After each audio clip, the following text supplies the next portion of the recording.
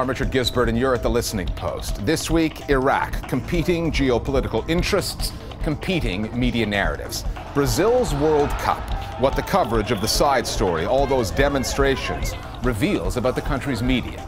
Journalists in Thailand now have something called the National Council for Peace and Order looking over their shoulders. And I liked to join your internet argument. A web video of the week that's tough to argue with. Casual observers of the news may have learned a new word this past week: caliphate. The caliphate is an institution created in the 7th century after the death of the Muslim prophet Muhammad. These days, it's a hashtag, a term revived by the insurgent group formerly known as ISIL, the Islamic State of Iraq and the Levant. On June 29th, ISIL rebranded on a video that it posted on YouTube. It's now known as IS, the Islamic State, a new and ambitious claim to rule the entire Islamic world, which many see as the most significant development in international jihadism since 9/11. On the ground, an insurgency with no aversion to violence is advancing both territorially and via social media in a propaganda war that is pitting rebels tweeting on their mobiles against some of their own rivals in the IS and Al-Qaeda, as well as the governments in Baghdad and Damascus. Elsewhere across the region, media outlets, many of them state-owned, are providing coverage that echoes their particular government's own geopolitical interests and the standing of their leaders. Journalism has been called the first draft of history, and this is a particularly fast-moving story that will have consequences in the long term. Our starting point this week is Baghdad.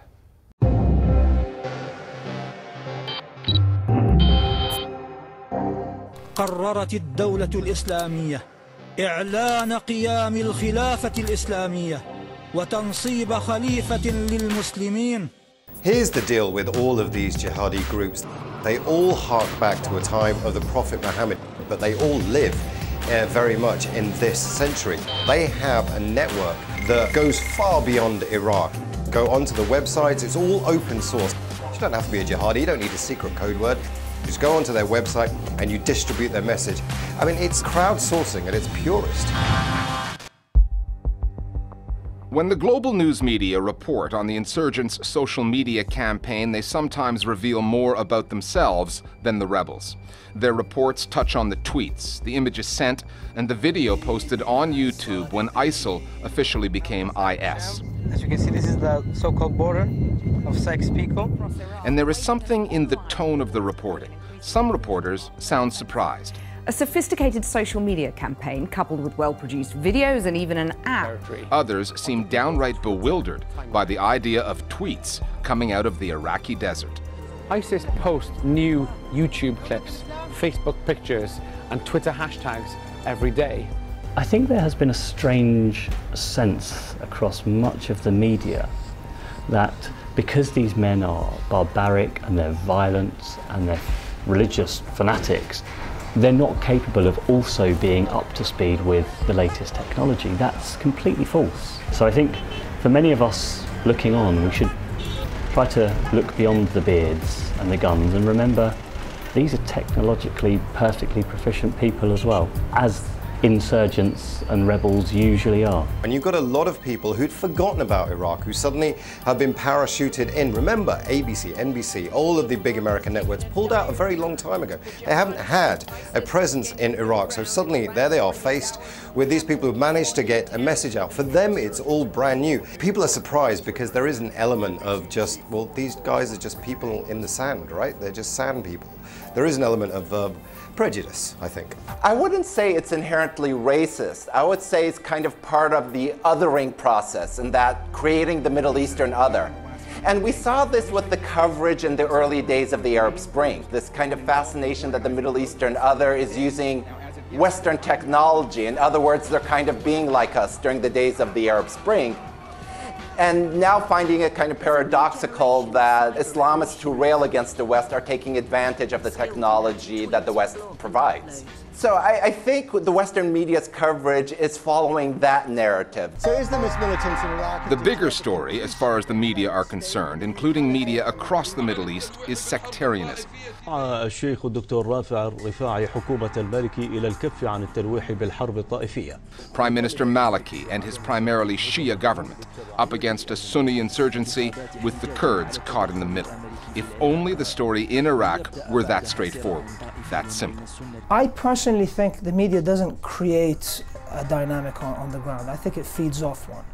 So I think what has happened since 2003 is that the media in the Arab world particularly and in Iraq itself has inflated the importance of the sectarian element of all things Iraqi. ولكن هناك حرب أخرى شبه أهلية أو حرب أهلية كما يقول البعض طائفية أو شبه طائفية. This has kind of had a spectacular momentum across the Arab world in terms of how sectarian identity has come to dominate people's perception of regional events, of political events, leading people to conflate their political interest with their sectarian identity. Whereas if you have studied Iraq's history, you would realize that this kind of narrative is quite oversimplified, that conflicts in Iraq cut across sectarian lines, cut across ethnic lines. Then you also have a very bitter, let's say, conflict sometimes within a sect, Sunnis versus Sunni, Shia versus Shia. And this is quite misleading that the conflict at the end of the day is a battle between Sunni and Shia. I mean, people enjoy a binary narrative. It sort of simplifies it. They like a black and white. They like goodies and baddies in any situation. The reason that the Iraqi government lost lots of territory was these were Sunni areas. But the danger of the media propagating this is that it's never black and white. It's never goodies and baddies, and the complexity is lost. It fits this narrative that it's then useless for, let's say, the international community, or the US for that matter, to try to find a diplomatic solution if this conflict has been going on since time immemorial. And that presents a clear and potentially lasting danger, the impression that Iraq is a failed state in waiting beyond a political or diplomatic solution. Complicating the politics and ultimately the diplomacy is the role played by media outlets across the Middle East, many of them state-owned and state-controlled, focusing on what their political masters want their people to hear as opposed to what is in fact happening. Let's be absolutely honest about what goes on within the state media. State TV is a tool to get the government's message out. Prime Minister Nouri al-Maliki does a live televised address every single week, repeated constantly. Everybody, every country across the region has their own version of state media. The best examples of state-owned media that have used the Iraq crisis to blame Maliki would be in Saudi Arabia. Because you have to remember, not only was the king of Saudi Arabia quite unhappy with Maliki's rule, but on several occasions Maliki has accused Saudi Arabia of giving financial support to ISIS. Well, a common thing I see on Arabic media, on transnational Arab media, is the reference to the Iraqi army as Maliki's army. هذا وشن سلاح الجو التابع لقوات المالكي غارات جوية على بيجي. Chipping away at the legitimacy of the post-2003 order. And again, this resonates with a lot of Arab opinion, that the post-2003 Iraq is not a legitimate state, that it's a sectarian state, that all the rest of it. The same in Iran. Iran has a message that it wants to get out because it's afraid of its people getting angry. Now, what's the domestic audience in Iran? Predominantly Shia. Where are all the key Shia shrines? They're here in Iraq. It's the Iranian people want the Iraqi government to protect those Shia shrines here in Iraq. So the Iranian media need to spin the message that the Iraqis are doing it well. Otherwise, there'll be an outcry in Iran. From the start of the IS insurgency to the declaration of the caliphate to the questions of the viability of an oil-rich and strategically vital state, this is a story with implications extending well beyond Iraq's borders. There is so much to report on, so much more than that social media angle. Journalists themselves often aren't so strong on how social media actually works. And I think what we need is far more sort of critical interrogation of what exactly is ISIS doing on social media? Is it really that impressive? And the reason that's important is because every insurgency in the future, this is going to happen. There will be a social media level propaganda war taking place. So we need to get much smarter about exactly what's happening and why, and not just assume that because people are posting tweets, they are social media geniuses, because that's not the case. Our Global Village voice is now on the coverage of the news coming out of Iraq. The United States is a particular bias, a particular history with terrorism and jihadis, which certainly influences the way domestic media covers ISIL. But also, these are people who are beheading and crucifying their enemies. So I think it lends itself to some sort of sensationalism. ISIS's social media campaign does make them seem more powerful than they are. That's why it's so effective. What they've been doing falls into two categories, recruitment and propaganda, and they're pretty good at both. Social media presence doesn't win conflicts on the ground, but ISIS has shown that it can back up its talk on the battlefield. Time now for Listening Post News Bites. As we reported here last week, there are some ugly things happening to journalists in Egypt these days, and not just those who work for Al Jazeera. Yosri Fouda is one of the few Egyptian television hosts not to jump onto President al-Sisi's media bandwagon with both feet. One of the few still willing to criticize the government on the airwaves. He's taking flack over that, including from other voices in the media. Mahmoud al-Kardouzi wrote in the pages of Al-Watan that Fouda is an agent. He said he should be put on trial due to his international career in media. Fouda once worked for Al Jazeera's Arabic news channel. Another journalist at a newspaper called Al-Bawab, Madiha Emara, wants Fouda and any journalist who criticizes the government banned. As she put it, they are destabilizing the country. Fouda's show airs on a channel called On TV. On June 25th, Fouda's former boss, the one-time owner of On TV, Naguib Sawiris, said in a televised interview that if Egyptians don't like what Fouda is saying, that's what the remote is for. The military junta in Thailand has moved into what looks like phase 2 of its post-coup media strategy, and the signs are not promising for journalism there. How's this for a euphemism for media control? The government's created something called the National Council for Peace and Order, which will, quote, prevent the media from spreading false information that could incite hatred and violence against the monarchy, unquote. The NCPO's brief includes monitoring all forms of news media, and the council is made up of police, armed forces, and representatives from the military government. No media voices are included. Journalists deemed to have done false reporting could face criminal charges. The junta is doing this for the oft-cited reason of national security, so Thais can work towards national reconciliation. The Paris-based media rights group Reporters Without Borders put it this way, referring to Thailand's neighbor. Is the junta in the process of creating a system of censorship based on the former Burmese model? The same organization had Thailand ranked 130th of the 180 countries on its Press Freedom Index for 2014. Next year, expect that rating to drop. In Somaliland, on the Horn of Africa, a media owner and his editor have been jailed after publishing stories about corruption in the government. The media network is called Hatuf. It's owned by Yusuf Abdi Gobobe, who's already in prison, and is run by Ahmed Ali Ege, who is reportedly in hiding. They've both been sentenced to 3 years for libel, reporting false information, and anti-state propaganda. The licenses of 2 of their newspapers have been revoked, but they continue to publish online. The news story alleged corruption and the mishandling of finances at the Ministry of Energy. Journalists across Somaliland have been protesting what they called an illegal, unfair trial. A presidential election is expected later this year, and the opposition party's candidate, Jamal Ali Hussein, said the hearing and judgment had no legal basis.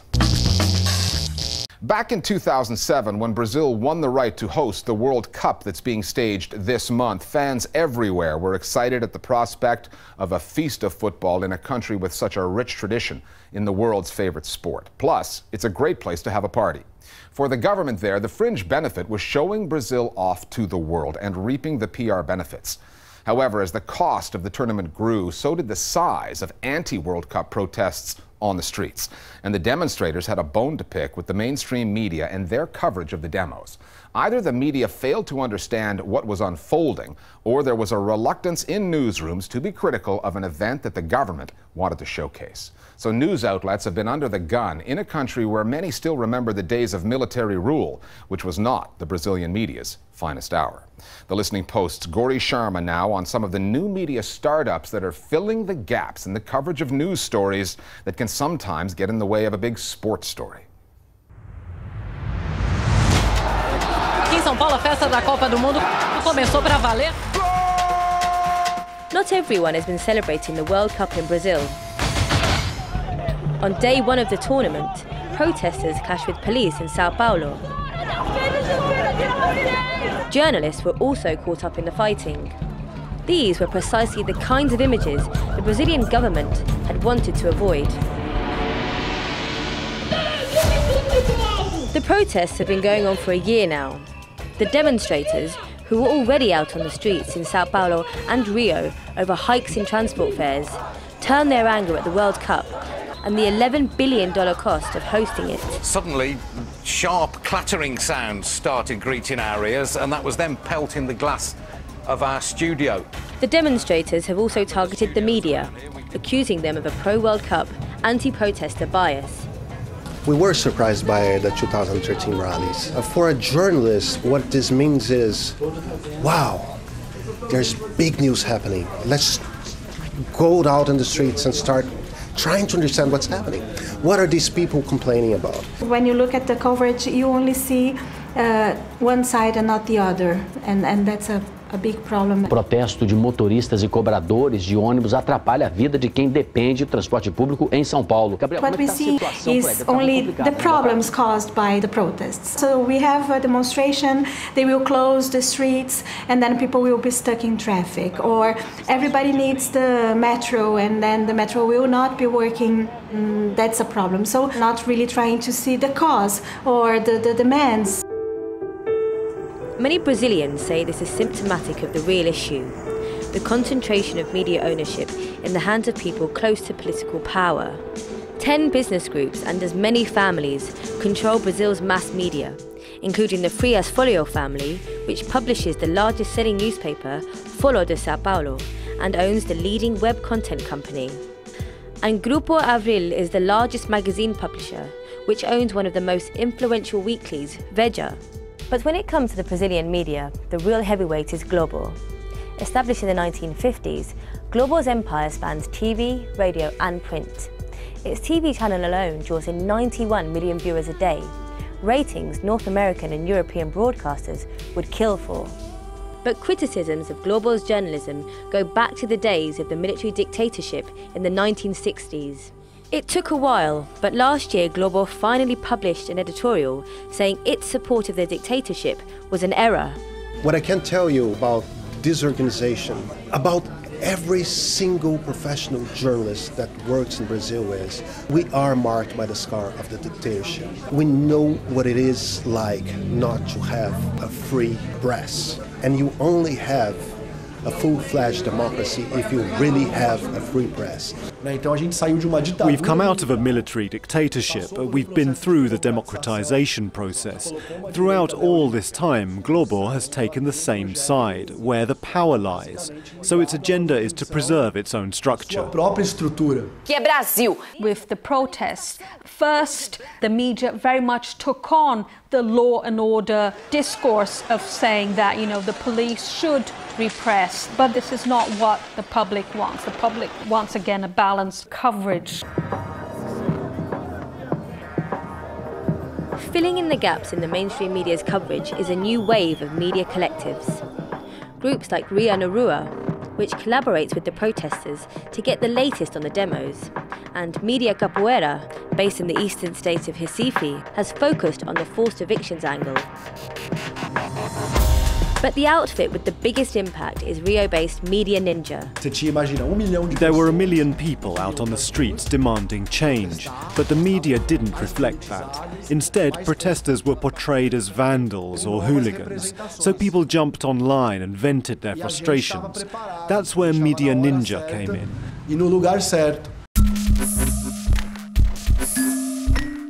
Armed with their smartphones and cameras, Media Ninja's citizen and professional journalists have documented the demonstrations and clashes. They started flooding the Brazilian cyberspace with images and stories like this one, suggesting that a policeman may have infiltrated a demonstration and thrown a Molotov cocktail to provoke a police response. The video was picked up by news outlets including Globo and used as evidence in a court case. With its no-cuts, no-censorship editorial approach, Media Ninja has used street smarts to develop a following online. This doesn't fit well with some mainstream journalists. You never see ninja guys in places where they are actually in danger because of the reporting. You never see them, looking through a plethora of documents. You never see them talking to sources. There's a way you do journalism. And that's not what the Nietzsche guys are doing. The way these groups cover the protests have impacted the way the mass media is covering the protests. People really getting in there in front of the policemen, in front of the protesters, and trying to get first-hand image. All that was lacking from the traditional coverage. But there has been some change. In April, President Dilma Rousseff, angered by the revelations of surveillance of her government by the NSA in the United States, passed a sweeping new internet law which guarantees net neutrality, freedom of expression online, and protects the right to privacy on the web. There's been a lot of useful things coming from the internet, both in terms of criticism towards the mainstream media, the ways in which journalists are debating more issues of professionalism, also self-censorship and others. Before, people could simply not talk about issues of journalism, and now it's widely debated and discussed. The more we consolidate our democracy, people are more aware that there is a lack of pluralism and diversity. And I think especially young people, they want to see new types of coverage, that people are really on the ground trying to cover, that you can see both or the several sides of things and not only one side. Media events don't come much bigger than the World Cup. The billions spent on venues, television rights, the billions who watch the beautiful game. And long after the cup is raised, the competing narratives will still be fighting it out, in print, in cyberspace, and on the airwaves of the host nation. We live in a country with continental dimensions and a monopolized media system. This kind of system obviously works according to the logic of capitalism and treats information as an asset. It produces information on an industrial scale so it can sell it. The truth is, though, what it's selling is misinformation.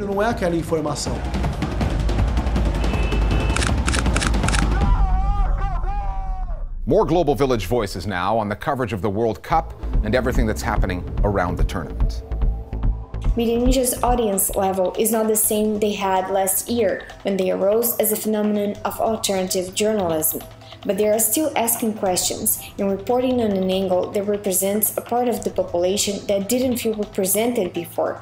Brazil mainstream media is still struggling to understand what actually passed on the streets. This is the kind of story Media Ninja is telling nowadays. That's why it still matters. Since 2013, many collectives and independent networks of media that are building a new consciousness about the real Brazil, the deep Brazil, where we can see, think and talk to these new political actors in the streets, all kind of different movements that was historically they had no voice in the Brazilian media, and now we have these new dialogues with a new reality, a new possible world for Brazilian democracy. Finally, most of us are familiar with those internet trolls, individuals who've never seen a constructive conversation online that they don't want to mess with. Most trolls seem to have hostility issues and no one takes them very seriously, but there's another more subtle kind of troll, one who masquerades as a big thinker, but who pettifogs with moot points, irrelevant statistics, and arguments that are rooted in pedantry or semantics. Nick Douglas is the editor of Slacktory, a comedic blog that critiques behavior that goes on online. And one of his latest entries is called The Internet Arguer. It's a compilation of the catchphrases that arguers resort to, in their mind, win an argument. With more than 100,000 hits online, we've made it our web video of the week, and we'll see you next time here at The Listening Post. Hello. I don't know you all, but I like to join your internet argument. Oh guys, if I can play devil's advocate, I'm sorry, but I can't pay attention to your point unless you express it in a tone that I like. As someone with a master's degree, that's an ad hominem. It's a logical fallacy, and now I don't need to address any of your points. Oh, yes, you raise a lot of good examples. What about this single exception? The way you use that term shows me that you're not serious. We really can't continue until you read this article I just Googled. Not every single one of us. Look, someone from your own side partly disagrees with you. Other humans exist who agree with me. I'm an equal opportunity offender, so no one's allowed to be offended. Maybe you're the bad thing you're calling me, because that would be nice for me. At the end of the day, let's just agree on this one point that we already agreed on going in. I'm glad we had this conversation.